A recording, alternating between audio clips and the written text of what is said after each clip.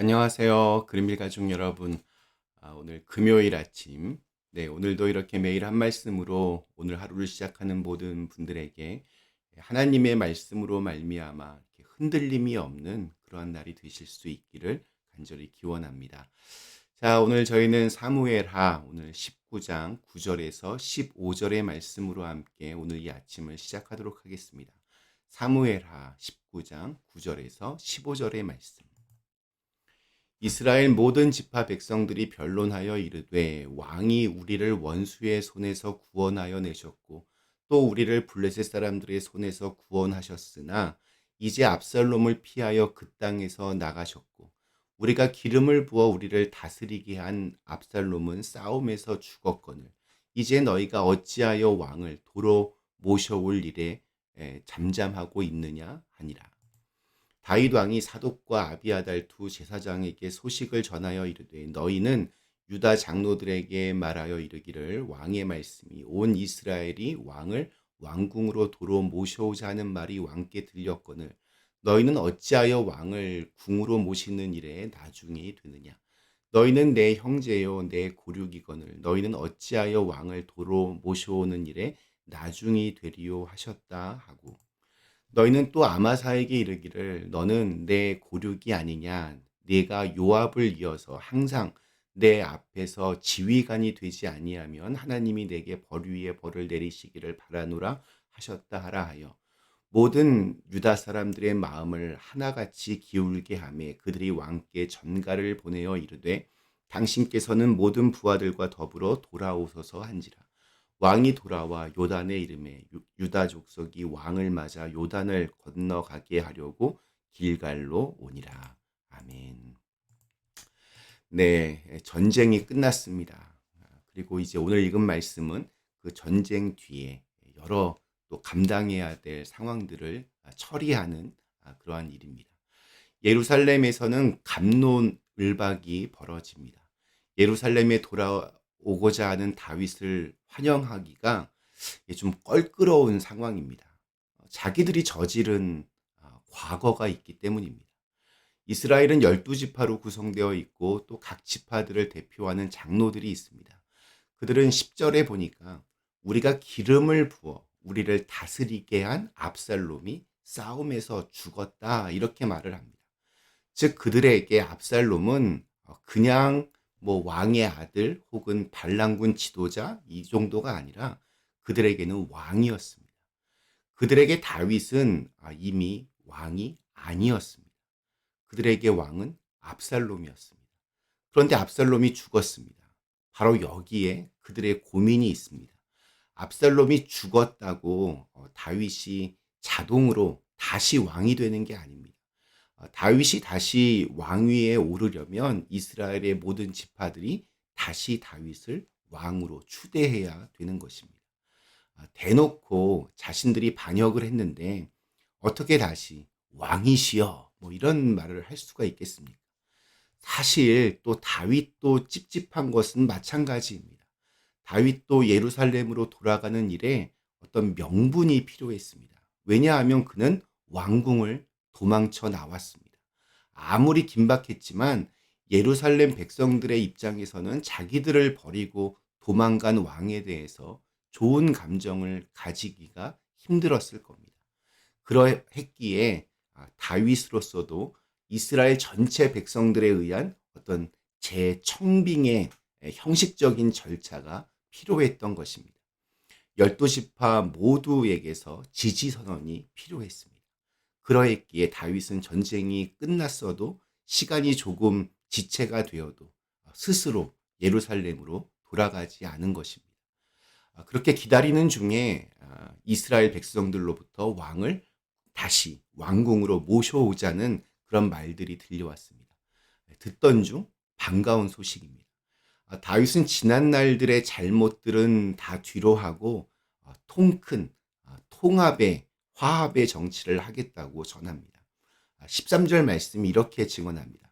너희는 또 아마사에게 이르기를 너는 내 고륙이 아니냐.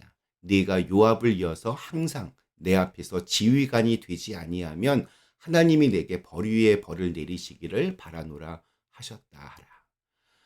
다윗은 노골적으로 압살롬 편에 섰던 사람들에게 소위 햇볕 정책을 펼칩니다.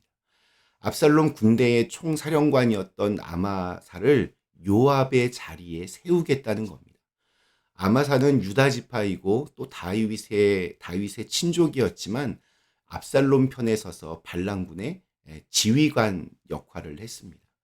보통 이런 경우에 아마사의 위치에 있었던 사람은 바로 공개 처형하는 것이 일반적인 조치입니다. 그러나 다윗은 역으로 이 아마사를 이스라엘의 총사령관으로 임명하겠다고 합니다.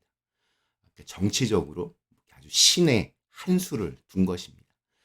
반란군 총사령관 아마사를 죽이지 않고 이스라엘의 총사령관으로 청거하면서 유다 지파를 비롯한 이 압살롬 편에 섰던 사람들에게 먼저 화해의 손을 내밀었습니다. 동시에 다윗은 자기에게 어떨 때는 큰 도움이 되면서도 또 때로는 자기를 힘들게 하는 요압을 견제하려고 합니다. 요압을 대신하여 이 아마사를 총 사령관에 세움으로써 일석이조의 효과를 노린 것입니다. 다윗의 이러한 제안은 유다 지파의 마음을 움직였습니다. 다윗을 다시 왕으로 세우기 위한 본격적인 작업에 이 유다 지파가 앞장을 섭니다. 신속하게 다윗을 돕습니다. 그들은 요단 넘어 길갈까지 와서 다윗 일행이 요단을 건널 수 있도록 아주 성심을 다해 도와줍니다. 길갈은 여호수아 정복 전쟁 때 아주 이스라엘의 베이스 캠프가 쳐졌던 곳이고 또 이스라엘의 첫 번째 왕이었던 사울이 왕위에 오른 곳입니다. 거기서 다시 다윗을 왕위에 올리는 것입니다. 오늘 말씀 이렇게 묵상하면서 한없이 가벼운 사람들의 모습들을 보게 됩니다. 다윗은 이스라엘 역사상 가장 태평성대를 이루었던 왕입니다. 그런데도 사람들은 다윗을 배반하고 또 압살롬을 왕으로 세워서 그를 따랐습니다.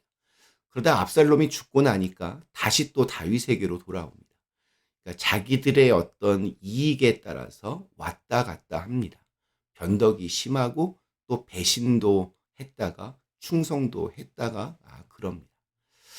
그런데 바로 이것이 우리의 아주 적나라한 모습이라는 생각이 들었습니다. 주님이 나의 왕이십니다 고백하면서도 이랬다 저랬다 충성도 했다가 배신도 하면서 늘 오락가락합니다. 하나님이 베풀어 주신 은혜와 구원의 감격을 너무나 쉽게 잊어버리고 살 때가 참 많이 있습니다. 그러나 세상의 그 어떠한 것도 우리에게 참된 평안과 구원을 베풀어 줄 수 없음을 깨달으면서 우리의 눈을 항상 하나님께 고정하고 살기를 원합니다. 그런데 이것이 저절로 되는 것은 아닙니다. 그래서 정기적인 예배가 있는 것이고, 그래서 믿음의 공동체가 있는 것이고, 그래서 매일 우리가 말씀을 이렇게 묵상하며 기도하는 것이 필요한 것입니다. 그리고 서로를 이렇게 격려하고 사랑하고 섬기는 가족 같은 믿음의 공동체가 우리에게 필요한 이유입니다. 오늘 우리에게 주신 하루, 예수님을 온전히 우리의 왕으로 모시고 그분의 다스림 안에 거하는 그러한 날이 되시기를 간절히 기원합니다. 잠시 함께 기도하시겠습니다. 거룩하신 하나님, 이스라엘 사람들이 또 다윗을 왕으로 모셔오는 그러한 이야기들을 함께 나누었습니다. 사람들은 이랬다 저랬다 왔다 갔다 합니다. 근데 우리들도 주님을 왕으로 모신다 고백하면서도 늘 이랬다 저랬다 왔다 갔다 하는 충성과 배신을 계속 번갈아가며 되풀이하는 저희들의 모습을 또한 돌아보게 됩니다. 온전히 주님을 우리의 왕으로 섬기며 또 하나님께 충성을 다하는 그런 믿음의 사람들로 오늘 하루를 살아내게 하여 주시옵소서. 예수님의 이름으로 간절히 기도드리옵나이다. 아멘.